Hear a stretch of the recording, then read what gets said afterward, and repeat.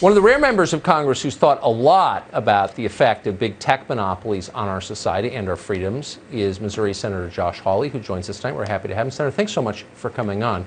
You have been, to your credit, been warning about this for quite some time. Clearly, a dystopia has arrived. We're fewer than 2 months from a presidential election. These companies have a hammerlock on our information about that election. What can we do to throw off their control and restore freedom of speech and thought and inquiry in this country before then? Is there anything? We can let people sue, Tucker, and we can let people like Dr. Atlas sue when YouTube takes their videos down. Dr. Yan, when her Twitter account gets canceled, she's deplatformed, we can let her sue. Right now they can't.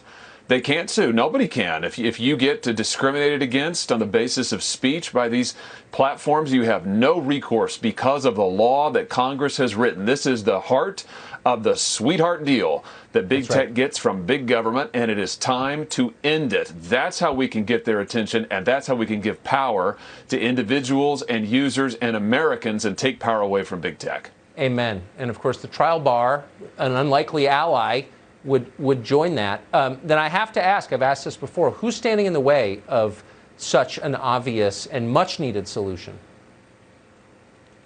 Oh, the Washington establishment, much of which big tech owns. I mean, big tech has shelled out enormous sums of cash to buy influence of Washington. I have to say, it's been very successful. I've seen that with my own eyes on Capitol Hill. They have bought influence with think tanks. They have bought influence with groups, including conservative groups all over town.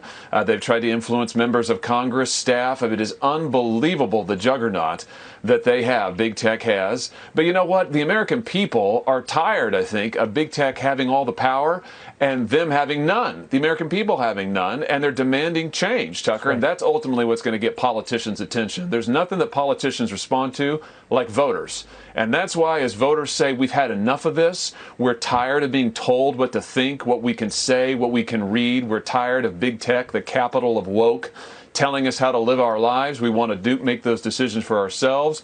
Voters are demanding change.